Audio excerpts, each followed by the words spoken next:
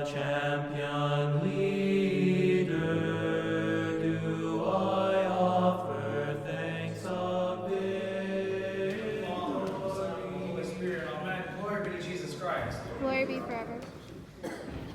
I imagine that everybody has heard the phrase that blood is thicker than water, correct? Yes? Right. Well, the interesting thing about that phrase is that we've all been taught it wrong. That blood is thicker than water is kind of a shortened and backward version of what the actual whole phrase is. Originally, that phrase began as the blood of bond is thicker than the water of the womb. It kind of changes everything. If you go around and you tell somebody, well, blood is thicker than water, it means, well, I don't really care about you as much as I care about my family. My family is closer to me than you are. But in fact, the original phrase was meant to sort of express this idea that the blood of bond, the blood of which, the bond that we form with other people, that can be stronger than any bond that we have surely by birth. And it's true. How many of you are very, very, absolutely ironclad close with every member of your family that you are related to? And how many of you are closer still to people that you chose to be close to? And that's the idea in that phrase, is that we all can establish a firmer connection with those that we choose to. Because while God's gift to us is the family that we are born in, while they are always there for us and while we can expect that, it takes choice on both people's parts to form a strong connection. And it's that choice that can be the significant thing that holds it together. It's the idea that between want and need, I didn't need you in my life, friend. I wanted you. I chose you specifically. I need water. That doesn't complement water. I need it to live. But if I want something, I had to desire it. I had to literally hope for it in my life. And that idea of a bond that can be made between all of us, that we can choose to, is what I wanted to talk about today. I've always been struck by another phrase from one of our diocesan priests, Father Luke Mahaley, and he's in Danbury, Connecticut. And he said multiple times, and it's always delighted me to hear it.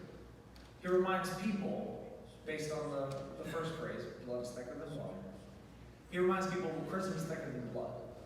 Always. And it's like that final, real heavy punchline at the end of a good speech that he gave. Chrism is thicker than blood. That the bond that we are forming with the family of the church that we have is one that we have to choose. We have to choose to stay active in the church. Even if we're baptized as children, we have the choice to leave. We have the choice to not care. We have the choice to not care about anybody around us. But if we choose to care, if we choose to form that bond, now it is not just one that we've chosen, where that blood of bond is thicker than the water of the womb, but it is one that is solidified in Christ. That the thing that is thicker than all of it is the chrism that binds us all. And I thought of this yesterday. I was blessed to have a baptism in our church. As I'm chrismating the baby, I thought, the chrism is thicker than blood. That phrase kind of just came back to me, that the bond that any of us can form after that chrismation, after being a full Orthodox Christian, about being in amongst our group, that bond is stronger than anything. And we're blessed to have it. And it kind of struck me more while I was up in Alaska that the hospitality that we showed up there was not just because we were special. It wasn't like we were this team that came in and they're like, oh, well, we have to treat them really well because, here they are. They give that to everyone. We were not special. We were just more guests. We weren't something extra that they had to show us the best of everything they had. They did it to everybody. And that same idea was there. I don't care who you are. I don't care where you came from. You are with us. You're part of our church. You're with us. Welcome.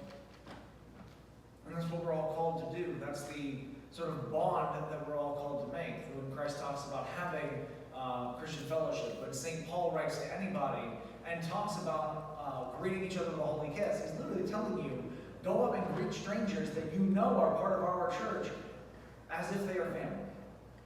Treat everybody that way. Accept them that way as if you have chosen them, not because you have, but because I, God, have chosen them first. I, God, have established my bond with them, and you are called to do the same. You've been brought into my church, into my holy family, and you have chosen them. And so now choose everybody else who has as well. We are called upon to be this family of the church, this body of Christ. The body cannot exist without being well suited together, without being bonded. It's something that we have to work on. But it's something that we need to keep in mind, that prison is always thicker than blood.